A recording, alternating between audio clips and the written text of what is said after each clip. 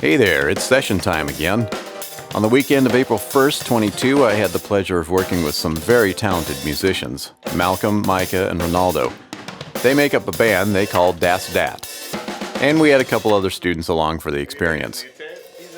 After some hellos, introductions, and prerequisite giving each other a lot of crap, You got. we started setting up the drums, piano, and bass for the initial takes of the song. For the drums, we have an Audix D6 in the kick and a Neumann M147 just outside the kick. For the snare, we have a 57 and a KM184 on the top and a Shure SM81 on the bottom. And for the hi-hat, we have a Neumann KMS105, which I chose for its very tight supercardioid pattern. For the toms, we have a pair of 414s, which Malcolm assured me he wouldn't hit, Oh, damn, I thought it was my splash. and a Sennheiser 441 for the bongos. For overheads, I used the Glenn Johns technique, at least I think that's what it's called. One mic directly above the snare and the other coming from the side, both mics the same distance to the snare.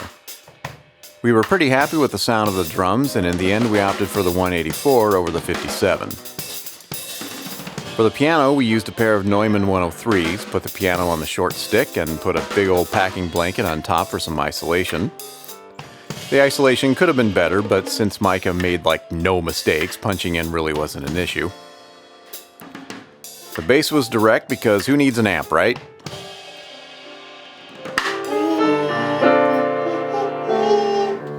Can you hear me? So after some level setting and warming up, it was time to capture the magic.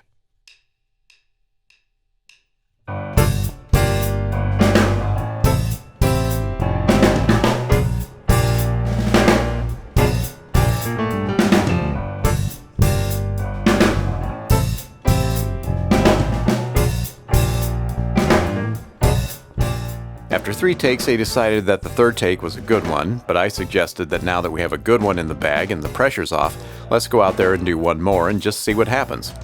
Well, they did 2 more, and the 5th one was the best one. Ronaldo needed to do some punches in just a few places, and so now it was time for overdubs.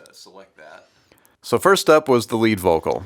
The vocal mic that Malcolm used during the initial takes was just to provide some cues as to where they were in the song, and was never intended to be used in the final mix. So for the real deal, we went with the U87. All right, one take, Jake. Head ass. Let's get it. So far, unless That's that! all right, we're taking it back. You're not doing that during the song, are you? Nah, probably not. Oh, probably not. I mean, who knows, man? It's hard to say. All right, here we go. All right.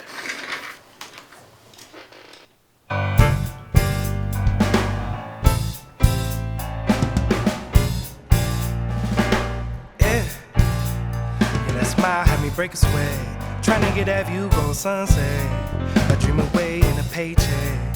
On the beach we'll be blazing. Places I've been with you up the checklist. Rapper but not a With the lead vocal nailed down, we knocked out some background Yeah, so you're vocals, on the laid down some percussion parts, and they even let me play some saxophone. We had 2 mics on the sax, a Sennheiser 421 and a Crown PCC, which is basically the cardioid version of a PZM. I tried it out of sheer curiosity, but we ended up liking it better than the 421. Go figure. And finally, Micah laid down some guitar overdubs. We fed his guitar through the tie lines in the studio and mic'd up the amp with the 421, which is a favorite of mine for guitar. I'd say this session was pretty successful, and it's times like these that remind me why I got into this in the first place. There's nothing quite like taking something that started out as an idea in someone's head and turning it into a tangible work of art. And this is an art that takes a great deal of practice, understanding, and cooperation across multiple disciplines. But when it all works, the results are very rewarding.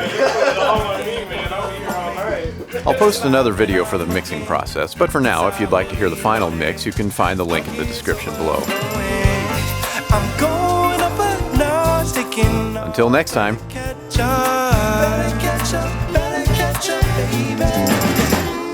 Them tears better stop. You woke up, better bless up.